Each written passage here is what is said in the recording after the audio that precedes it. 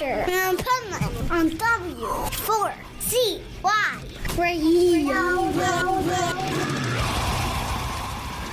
Welcome to Rockville. North America's largest rock festival is finally here. This is the Pipeman here on the Adventures of Pipeman W4CY Radio, and I'm here with...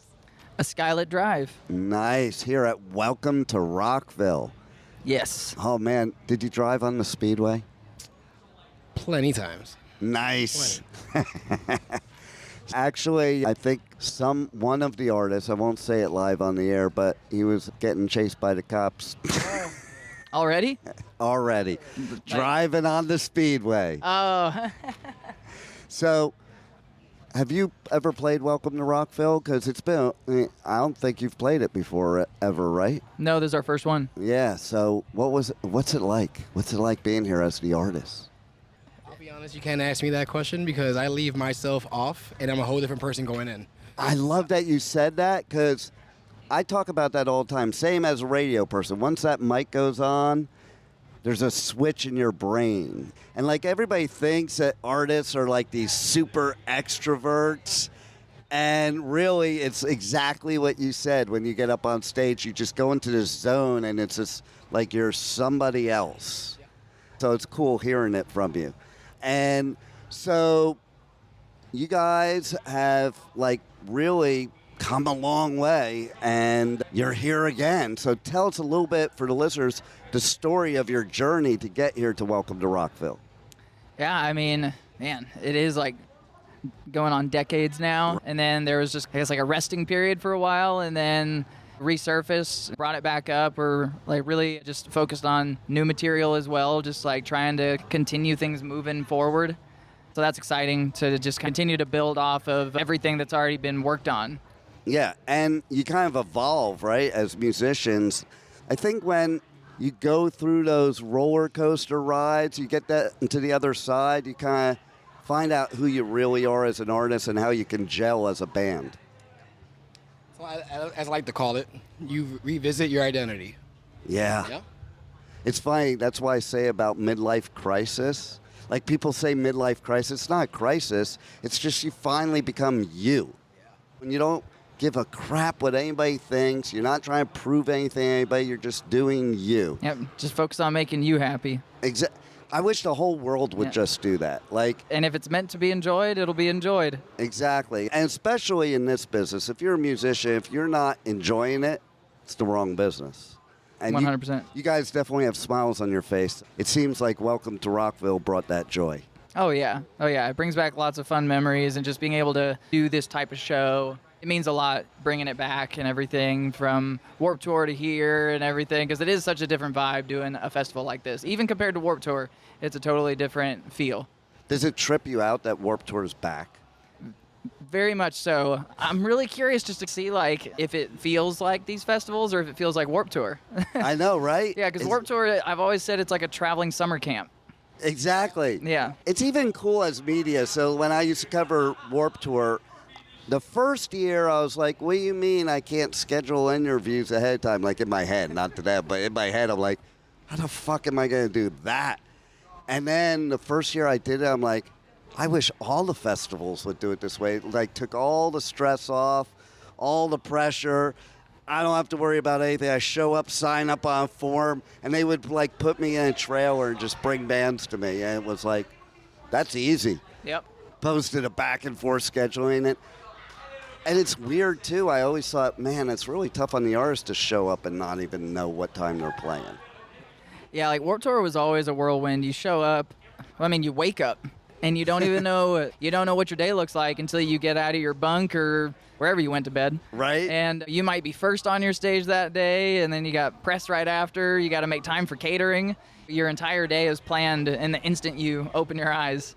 I don't even know yet if they're doing it the same way this time around. I'm supposed to probably be covering them, but I don't know how they're going to... I wonder if they're going to do it the same way or maybe like this, like you said. Yeah, it seems like the first ones are more just festival style like this because it's standalone dates. Exactly. So what else do you have going on in 2025 that the listeners need to know about and look out for? As I just said before, a new identity to the band. We have new music coming out. new tours. We're going all over the place for the year. Tell us a little bit about the new music. Give us a little, not what it is, but how is it same or different than it's ever been? So we like to keep things a little more like, how should I say it? We're going to keep things as it used to be with today's modern day music style. That's a good way to put it, for sure. And one story, good or bad, through your whole journey of music, what do you think it would be that you would remember? Oh boy. New Orleans. What happened there? 2 days ago. 2 days ago, and what we like to call every show of the tour, we just like to call it the practice show. It's Right. the first show, on the tour, so it's just like we don't know what kind of malfunctions we're gonna deal with, and that day was just a complete shit show. And that's to be expected, too. Yeah, and again, practice show for a reason, right? Better Exactly. to happen then than to happen at a place like Rockville. No doubt.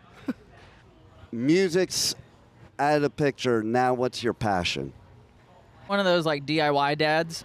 So Nice. like when I'm home, I'm always making something, or I don't know. It's funny, I wasn't handy at all as a kid. I just forced myself into it because it's too expensive to pay someone else to do it.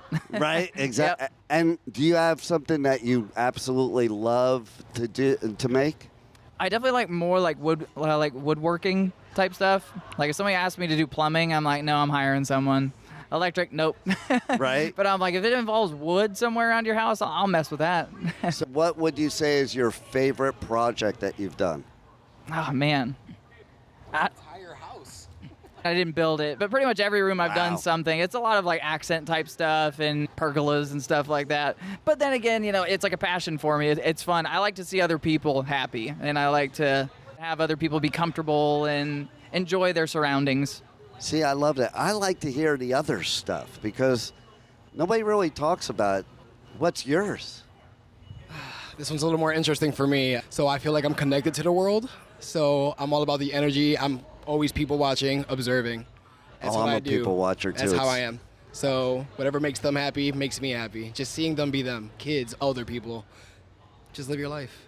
See, and that's why I always say all the time, just be you. There doesn't have to be, like, I don't get so many people that, like, think about things that never affect them in their life about what other people are fucking doing.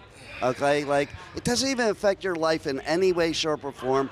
If it makes the person happy and they're not hurting anybody intentionally, who gives a fuck, to be blunt? I just think the world is just trying to be too perfect nowadays. And the thing is, if you didn't make any mistakes, did you really live?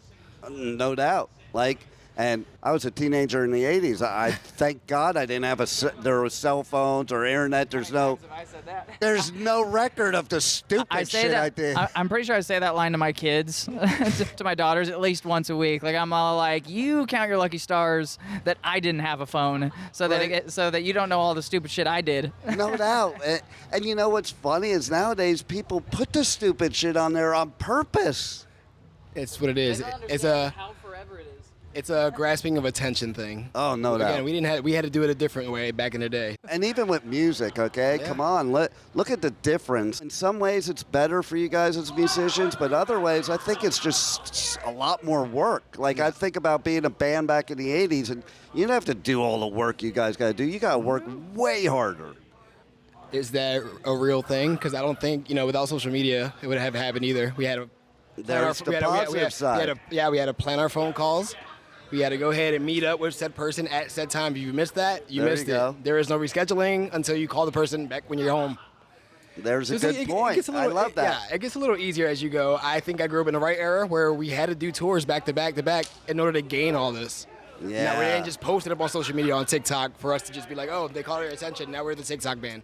No, we're the TikTok band now, but we came from a different era. See, Just now that. you're the best of both worlds. Correct. Because it is both worlds. Like, I'm a total techie. And, like, I remember one day I was calling my daughter. I'm like, some days I just want to drive down the road and throw my laptop, iPad, and phone out the window and keep driving. And she's like, Dad, who you kidding? You're more addicted than anybody. I'm like, yeah, but I lived in a time when I didn't have all this shit. And in some ways it was a lot better. It's give and take. There's better now. And I think the evolution is what makes it great. And at least there are artists out there that can make music now that didn't have that chance before we had all this stuff. and a way to connect. So how do how my fans connect to you? Tell them how to connect to your socials, website, buy your merch, because they can't listen to my show unless they buy your merch, because that's the only way you survive. All right, well, Well, yeah, I mean, of course, the Instagram, Facebook, we've got SkylitDriveOfficial.com. That's where any official merchandise is. Yeah, I mean, we definitely plan on having new music out this year. That's our biggest focus, is that rebirth. I love it. Can't wait for the new music, so everybody's got to definitely connect with you so that they can know when it happens and get it wherever they're going to get it. Absolutely. Well, you guys rock. You rocked the Daytona Speedway here at Welcome to Rockville, and thanks for being on the Adventures of Pipeman. Thanks for having us. guys having us. Thank you for listening to the Adventures of Pipeman on W4CY Radio.